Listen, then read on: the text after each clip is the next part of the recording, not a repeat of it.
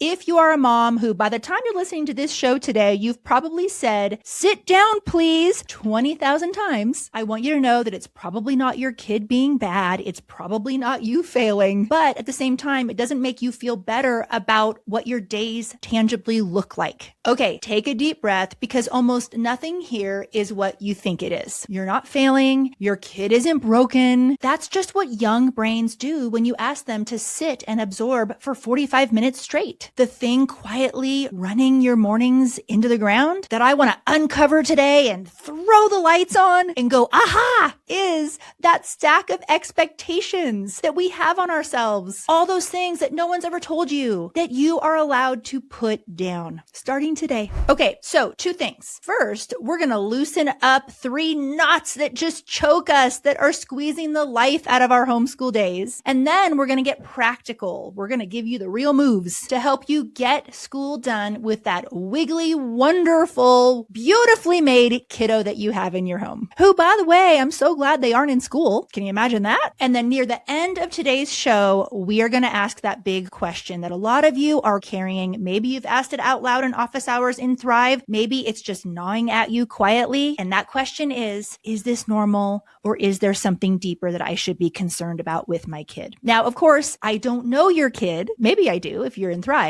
But what I can promise you is that today I know you're going to leave with some tangible things and maybe even your next move. So stick with me. This is a long-awaited show that the Thrive mentors have been begging me to do. So let's go.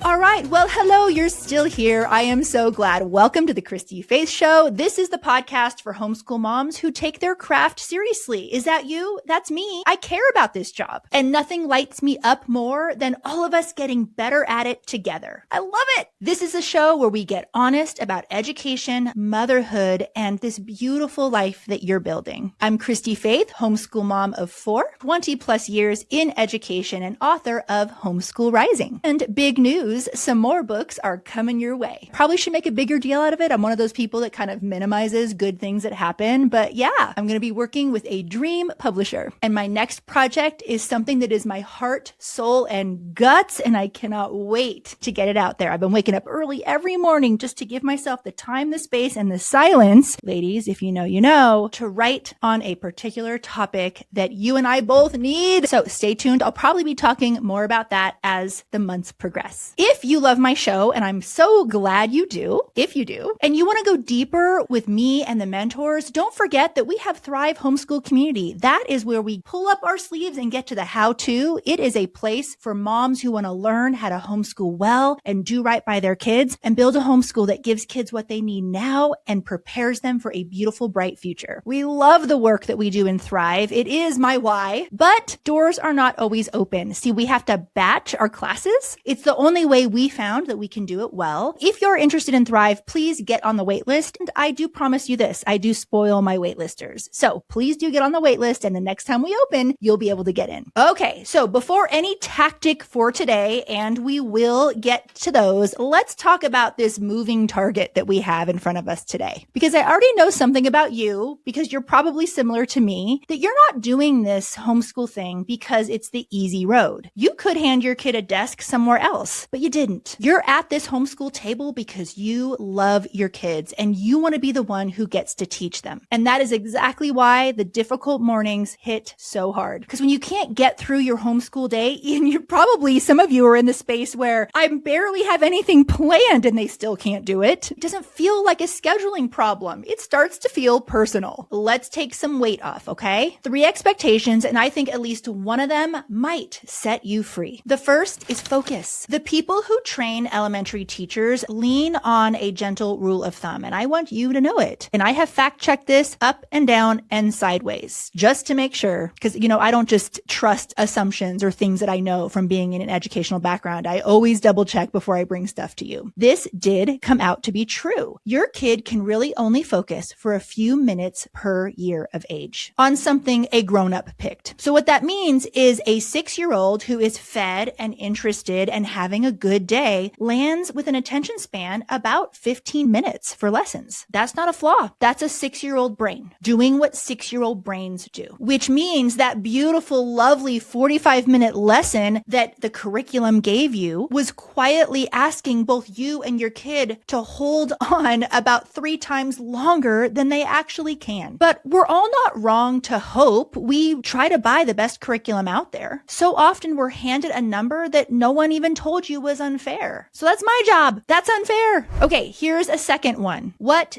done, and if you are listening, you're not seeing my air quotes, what done really means. See, somewhere we started believing a finished day is every box checked, every page filled. And when we lose that battle with the dragon of the checklist, we feel like we failed. And let me tell you, sometimes it does feel like a dragon.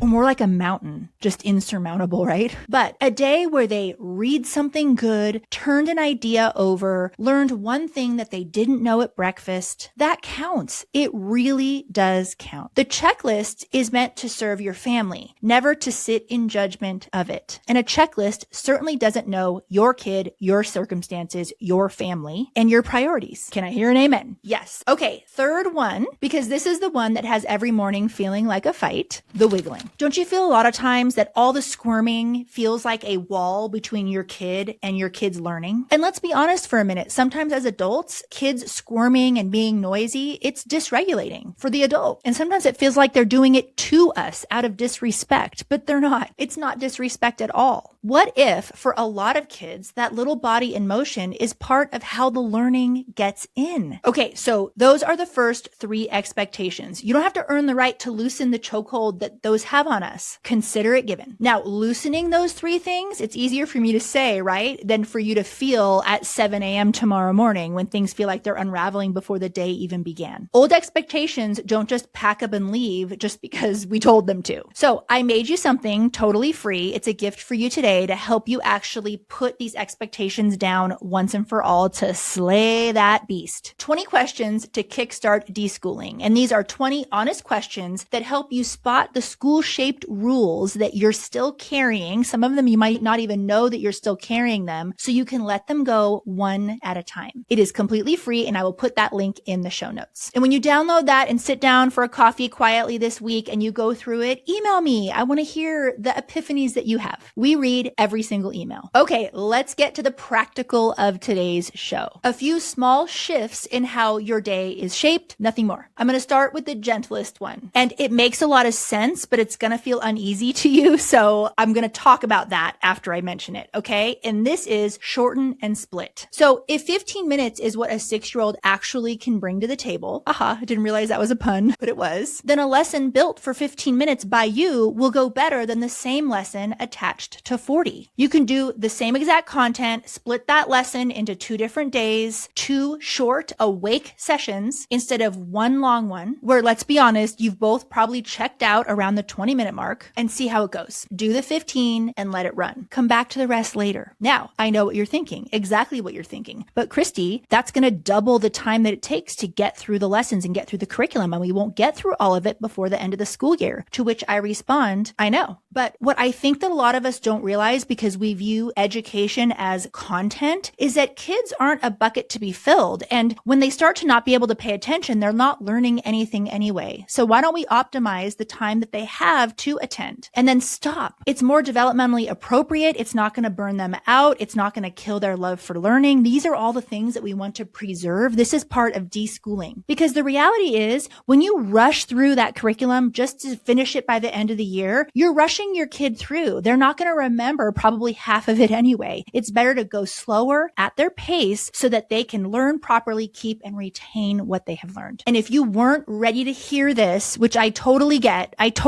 because I was you, please grab my book, Homeschool Rising, read my chapter towards the end of the book on deschooling. And then if you're hungry for more, I have an entire deschooling framework with 8 different steps and 8 different video lessons in Thrive Homeschool Community. So get on the wait list for Thrive, because because I think the single most important thing that you can do when you start homeschooling that will set you up in a way where you won't quit later is to deschool yourself. And what is deschooling exactly? Well, what I mean by that is shedding toxic beliefs about what society says an education is, which is largely content and boxes to check and is not in tune with child development and psychology at all. And it's building a beautiful, rich, and yes, still rigorous education for your children that's more in alignment with where they are mentally, physically, academically, emotionally, psychologically, all of it. That's what we want to be doing. That's why we're all homeschooling. And sadly, what it means is we have to leave some curriculum content on the wayside in order to do this homeschooling thing well. There just is no other way to do it. I could go, maybe I should. Let me know in the comments if you want me to do a whole episode on deschooling. I'd be happy to do it because there are ramifications that make moms panic, which is why it's really good to have support while you're deschooling yourself. So let me know in the comments if you want to show on that. Okay, so what to expect the first few days when you're actually asking what is age appropriate of your child. It might feel choppy, like you're starting and stopping. You might not get it right at first, or you might struggle through it. You might not know where to start the lesson and where to stop it. That's okay. Stay with it. Just like anything, you'll learn to get better at it because what you're building is a kid who finishes things in pieces that they can actually hold. And that is a good thing. All right after this, the practical move that surprised me the most when I went digging. 54 studies, almost 30,000 kids that flips everything you've been told about the wiggling. This is going to be good. All right, don't go far. And please do listen to my sponsors and click on their links if you're interested in what they offer. I am so thankful. They are the reason why I can do this show for free to you. All right, see you on the other side.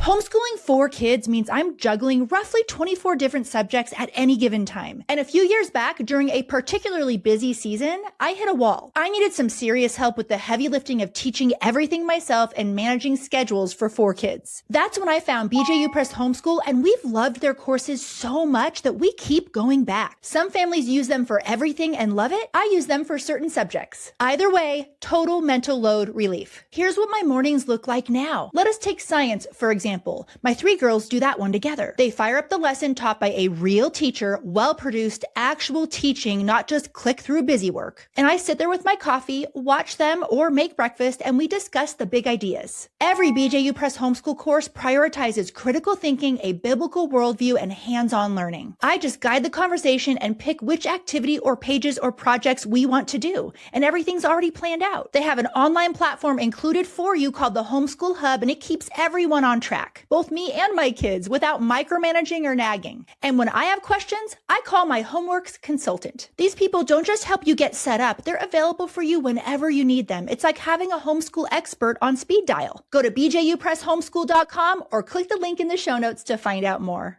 I want to talk about homeschool math for a minute, specifically CTC Math, who I'm so glad is sponsoring this episode because you need to know about them. I'm picky about curriculum, and there are a few subjects I won't compromise on, and math is on the top of that list. CTC Math is what I use with all 4 of my kids, and it's an excellent K-12 math program. Rigorous, thorough, comprehensive, everything I want my kids to have in their math education. But without all the stress, the tears, and me having to learn long division all over again. Here's what happens at our house now. My kids log in. A real math teacher walks them through the lesson 4 to 9 minutes, clear, step by step. They do their lesson and finish up with practice problems. The program grades them, and I don't have to remember how to do fractions with unlike denominators or where exactly they left off last week, which means I get to be the mom in the room. I can sit nearby, listen in, encourage, fold the laundry, and watch math get done beautifully. Easier on mom? No sacrifice on academics? Yes, please. Join me and tens of thousands of homeschool families using CTC Math for their go-to math curriculum. Links in the show notes. Grab your free trial today and you'll see why we love it for our kids. Okay, so as promised, what surprised me most when I went digging? we can let our kids move on purpose, not as a reward for good sitting, but during the actual learning. Because it turns out a moving body and a working brain get along better than you'd think. And this isn't a hunch. Okay, so that research, the 54 studies, almost 30,000 kids, what they discovered is lessons that let kids move actually helped their thinking and their schoolwork. A 2023 analysis found movement noticeably improved how well kids stayed on task. What? It's like society tells us that a moving kid is a kid not on task. It's like, what? So the bouncing isn't an interruption to the learning. Sometimes it's how the learning is delivered and how it gets in. How freeing is that? So what does that look like at your table? Spelling words shouted between jumps, math facts tossed back and forth with a ball, skip counting up and down the hallway, narrating a story while they wander the backyard. You're not giving up on focus. You're giving their focus a body to live in. And I know part of you just heard, let them move, and you pictured total anarchy by 9:15 a.m. Okay, so stay with me. I'm not talking about just handing over the reins and letting chaos rule your home. That's not what kids need either. What we're talking about today is working with how our kids are built, how their brains are working, not against it. And it's so much quieter than the fight that you've been having every morning. Okay, we're chugging along beautifully here. 2 more, and then we're going to breathe. Here's the next thing. Do the hard things first. Whatever subjects make you and your kid want to hide under the table, do those first while their tank is full. See, attention isn't a flat line across the morning. It's highest early and it drains as the day goes on. So the math that you keep saving for after lunch, it might be landing on the most tired brain moment of the day. So flip it. Don't procrastinate with that hard thing. Eat the frog, as they say, and do the hardest thing while your kids and you are fresh. So what this looks like in my homeschool is the stuff that involves me teaching the kids things that they struggle with, things that are harder for me. We do earlier in the day, and then we work all the way up until lunch. We have a beautiful lunch. We do chores. Oh, I said beautiful lunch. Some days it's a beautiful lunch. We have lunch, and then we do all of our chores. And then in the afternoon, that's largely for independent work, music practice, things like that. Okay, so what to expect when you make this shift? Well, the morning might feel heavier at the start, but you will be thanking your future self because the back half of the day stops being a slow motion collapse. So next, I want to talk about read-alouds because this is one thing that really freaks moms out. I can't get my kid to pay attention during read aloud. We hear this all the time. My kid is bouncing off the walls. They're upside down on the couch. They wander off. They interrupt to tell you about a shark. And you're sitting there reading the book thinking, am I just reading this into the void? And if you're anything like me, you're thinking, there are different things that I'd rather be reading right now if this was for myself. I should do an episode on my favorite fiction books of the year. Oh, that would be so fun. Let me write that down. Let me get a pencil. So like every homeschool mom, how relatable is this? I go to pull out a pen. Did I find a pen? No, I did not find a pen. Who opens the drawers and is like, where's the pen?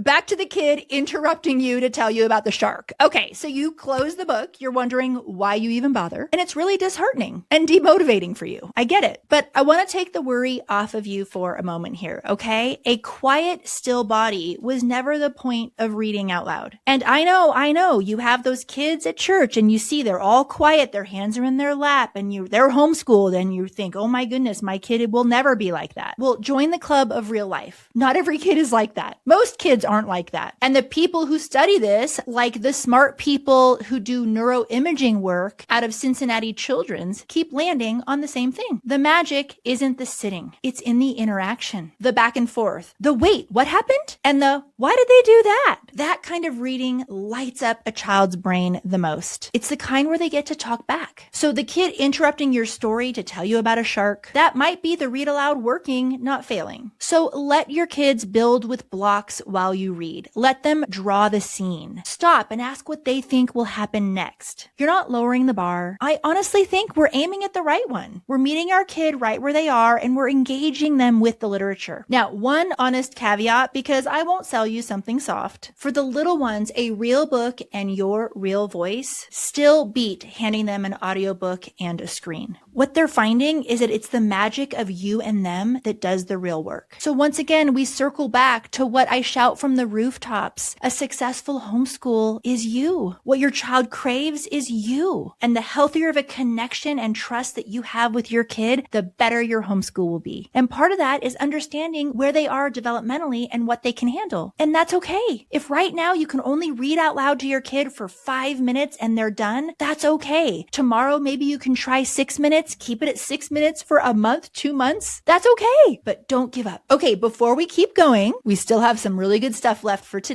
And this is so awkward for me to ask, but I'm going to ask you for 30 seconds of your time right now. As you know, this show is free and I am so thankful for that. I love being able to do tons of research and bring it to you week after week. It's a joy for me. And it is our beautiful sponsors that make that possible. Thank you. Love you. But the part that people often don't say, and I don't know why I think it's important to share as a podcast host, is that the way that shows reach more moms, it's not magic. It's algorithm robots that count everything. And what is that everything that I mean? Every follow, every comment, every share, every subscribe. That's how the algorithm decides who else gets to see this show. So if today has helped you or is helping you in any way, shape, or form, would you do me a favor and engage in some way with the show? Maybe tap that notification bell. Ooh, I did that last week with a podcast. I thought, I'm asking moms all the time to subscribe and get notifications when a new episode drops. I love this particular podcast. I'm going to do it. And I did. It was so fun. Somewhere out there is a mom saying, sit down, please, for the 30,000th time today. And your one tap might just be the thing that helps her find us. I'm not kidding. So thank you so much for doing what you do, the comments, the taps, the whatevers, the hearts. Love it. We see it. And it means the world to me. Okay, 3 more exciting things for you today. Super practical. You're going to love it. And these last 3, play the long game, which I love. So the first one is trim your list. Somewhere along the lines, it got into our heads that a real school day touches every subject or it doesn't count. Well, that's just not true. Not even public and private schools do every subject every single day. You can loop subjects, science twice a week, history on the other days. Rotate the extra so each one gets its turn. That way you're not cramming in 7 subjects into one exhausting morning. A lighter day that you'll actually finish beats a full one that nobody survives. And if we're honest, can damage relationships if we're not careful, because we're all just at our wits' end. And when we're at our wits' end and we're dysregulated, we say stuff that we wish we didn't say. And if you just heard loop it and thought, okay, wait, what was that, Christy? What's a loop? How do I do that? I hear ya. Building a rotation from scratch when you're already underwater is its own kind of overwhelm. So I did the hard part for you. Today, I'm giving away sample homeschool schedules, real doable rhythms that you can borrow and tweak and make your own. So the twice a week science actually has a home and makes sense on your calendar instead of one more thing living in your head that you have to figure out.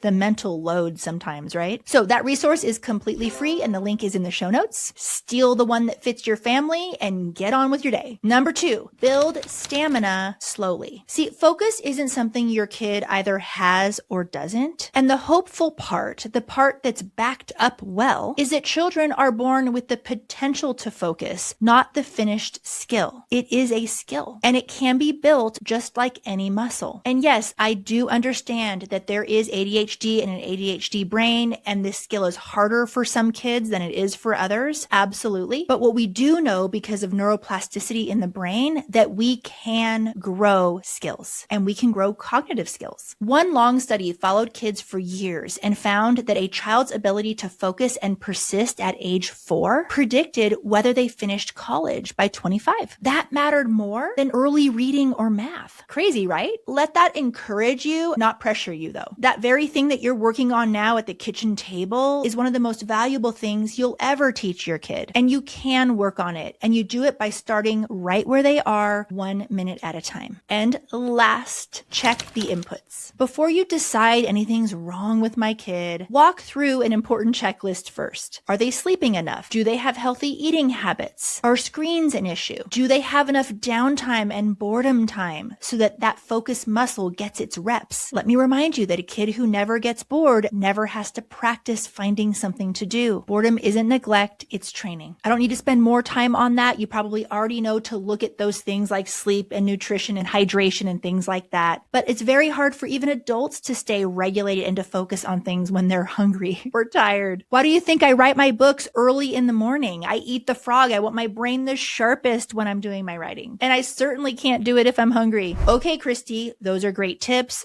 That's a lot of things that I can try. But how do I know if my kid is normal? How do I know if there's something deeper going on? Stick around. That's how we're ending the show. Hey, shout out to Summit Health Share for sponsoring this episode today. I love Summit Health Share, partially because it's my husband's company. What I think they're doing over there is absolutely incredible and life-changing for many families. What is Summit Health Share? Well, first, let me start with one of my rants about health insurance. Need I say anything? Probably not. But the copays, the denials, the in-network, out-of-network nonsense, having to get permission to see your doctor, paying thousands a month and then them still fighting with you every time you need just basic health care. I believe so much in the freedom that comes with leaving health insurance and moving to health sharing. Now, it's not health insurance, but it does replace it. And it's been around for over 100 years. With Summit Health Share, most families and companies save 40 to 60%, and they have a 98% customer satisfaction. You get to see any doctor that you want, even holistic ones. No networks, no permission slips. You ladies know how I feel about freedom. I want medical freedom too. Summit Health Share has different plan options depending on what your family needs. You might just need major medical, and that's great. On our plan, we get a little bit more, and we get free labs, free office visits, free prescriptions, and no copays. Our family of 6 has saved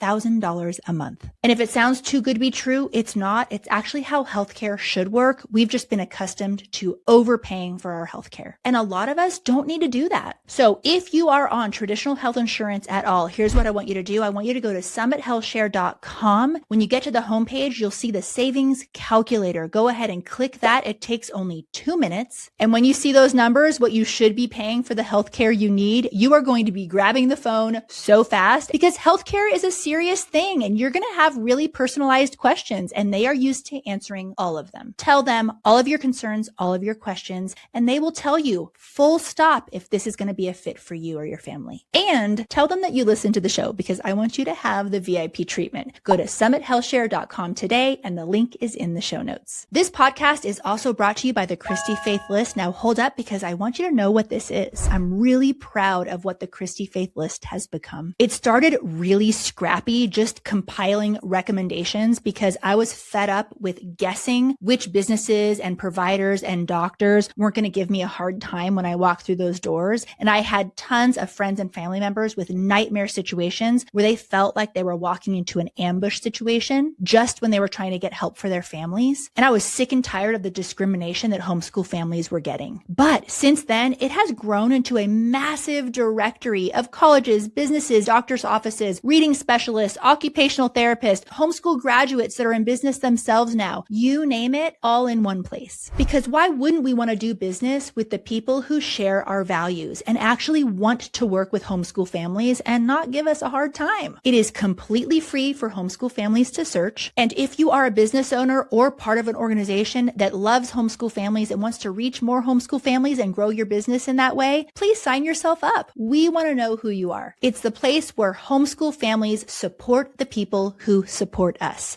Go to the ChristyFaithList.com today. Okay, welcome back. So the question underneath all of this, and the one that you have been quietly thinking about this whole episode, is probably, okay, well, is my kid normal or is something deeper going on? And I'm always asking that question too. In office hours in Thrive and in the DMs, when moms come to us with this exact issue, we ask them a lot of questions before we feel like we can make a mindful and appropriate recommendation because we really care about you and your kids. And we never want to be giving you advice that's not right. And there is enough pseudo advisors out there. You don't need another one. So I'm not going to sit here and promise you that your kid's normal, everything's fine. I have read too many IEPs to tell you that. And I know the statistics for kids who do actually have stuff going on and it's not low. So some of you listening right now probably have a kid that has something more going on than what is normally developmentally appropriate. Okay. Just going to say it. And this is a podcast. I don't know your exact kid. kid. And even if I did, I wouldn't be doing any diagnosing at all. I'd be sending you to a professional to have your kid evaluated. But I do want to tell you is just hearing don't worry about it from a stranger is worth about what you paid for it. What I can tell you is this. A young kid who resists sitting still for grown-up chosen tasks is incredibly common. What also is incredibly common is adults not understanding what an appropriate attention span is for a particular kid at a particular age. That also is true. So for a lot of kids, it's just being a kid. And the problem is the adult just not being aware of what's normal. What actually matters in this isn't just a single rough morning. What we look for is when mama has made adjustments and things aren't really improving. We start to look at if things are stacking up, if we start to see patterns. Months of you educating yourself and patiently giving your child support in the environment that is appropriate, and you're still not seeing the needle move at all. Or your child seems genuinely miserable, not just resistant, not just busy, but unhappy. That's something to investigate. And before your mind runs somewhere big, please rule out the fixable first, the unglamorous list of sleep, food, water, as I mentioned before. Of course, the sleep, food, water, but also have their eyes been checked, their hearing. Are there other things like worry or anxiety that could be hiding under the wiggliness? Is your schedule just too full, or is the work too hard? There are a lot of factors that you can think about before you start going somewhere else. And when you address those, a surprising amount of time, that something deeper or that worry disappears, and you realize, okay, yeah, I just needed to make some adjustments and things are fine. And then on the other side of it, if you've made adjustments and things like that, and you're starting to see those patterns, then that's something to investigate further. Now, one more thing that I'm saving for last because I want to be careful with this, and this has the risk of being so misinterpreted, but I'm going to say it anyway. It's not always a bad idea to compare your kid to other kids their age for a particular area that you're concerned about. Now, please don't read too much between the lines there, because I'm a big believer in not comparing yourself and your kids to other kids. But sometimes you do need to kind of observe and see what behaviors are more typical and to be expected, and not their grade level, their age. All those things could be helpful in you knowing whether or not to take the next step of getting your kid evaluated. And that's all the next step would be. We're not jumping forward to some sort of a diagnosis. Really, just the next step is there enough going on? Are there enough concerns where I feel like this warrants my kid being evaluated? That's it, nothing more. Another set of eyes is not a bad thing. And if there is a diagnosis, 9 times out of 10, they're more freeing and helpful than not. And that is the path for a lot of parents. And that is okay. And it's wonderful because it helps you unlock the mysteries of your kid. And it's not going to do anything but help when it's handled appropriately. It's you being the kind of mom who notices, shows up, and loves enough to ask and investigate. And that's who we are around here. We are child advocates. I feel like I need to have a badge because I really do feel like that's what we are. Okay, so look at where we started today. You at the table saying, "Sit down, please," and feeling like the words are echoing into nothingness, wondering how to get this kid to sit down and learn. And look at where we are now. We've unraveled tons of expectations that we shouldn't have on our kids and ourselves and curriculum. And we are giving ourselves permission to lay them down and say, no, that's not true. I'm not going to homeschool that way. Good for you, mama. We talked about shrinking the lesson to the brain in front of you. Let the body move while the learning is happening. Doing the hard thing first in your homeschool day, the one that involves the most brain power. And we talked about rescuing our read-alouds by letting them talk back and engage and wiggle. We also talked about maybe trimming the list of what you're doing in a day and working on building that focus muscle slowly, 1 minute at a time with a lot of patience. And when the worry creeps in, we talked about how to look for signals that might tell us that there's something deeper going on. Covered a lot of ground today. So good. Now, as if I didn't give you enough freebies today, I have one last thing because I love those little note cards. I think they're so important to remind us of beautiful truths to carry with us throughout our days. I made you a little note card with this saying on it. Focus isn't something your kid has or doesn't. It's something you're building together 1 minute at a time. I've put it on a beautiful note card for you, totally free to stick on your coffee pot, your bathroom mirror, or your dashboard. Somewhere you'll catch it when you need it so that you can can tell yourself the truth each day, because man, do those lies come rushing at us every day, don't they? The link for that note card is in the show notes. If this show hit home at all, I got 2 other shows to listen to next. One is episode 82, How Long Should a Homeschool Day Really Be? And episode 64, which is Overwhelmed by Homeschooling, How to Make It Manageable. I think both of those are great companions to today's show, so I'll put a link for those as well. And last, please know that I always want to hear from you. Tell me, what subject is the hardest for you right now? Have you found something that works for your Wiggly kid? Please share it with us. I don't pretend to cover everything on this show every week. I can't do that. So if you have something to add, we want to hear it. There is a mom listening right now who probably needs to hear what you have figured out. And don't forget that you can always email me directly with any questions. We read every single email. And speaking of trying to make Christy-Faith land a safe place for all homeschool moms, and I hope you feel that, that's very important to us. If a weekly show that gets it feels good to you, wait till you're in a room full of moms who get it too. That's what Thrive Homeschool Community is all about. It is the nitty-gritty, in the weeds with you how-to of homeschooling. It's for moms who are sick and tired of sifting through Google spirals, sorting through all the conflicting advice on the internet, all of that overwhelm. We cut right through it and we train you how to be a kick-butt homeschool mom. And rather than guessing all of the time, you will know. Thrive Homeschool Community is what I wish I had when I started. I take this job pretty seriously, and like any job, it's silly for us to think that no training is involved to become better at it. You know, think of nail techs, hairdressers, nurses. Everybody gets training for their job, but for some reason in society, and maybe because we're a little bit fringe, people assume that we need to just get it right all by ourselves, and we're kind of left with just internet searching and figuring it out and making tons of mistakes along the way until we figure it out. And I just don't think that's acceptable. So I created a space where that's eliminated. And that is what Thrive Homeschool Community is. It is a beautiful place. Please get on the wait list if it is closed right now when you're hearing this episode. And we are looking forward to getting to know you in there. All right. That's all I got for today. Thanks for being here, and I will see you next time.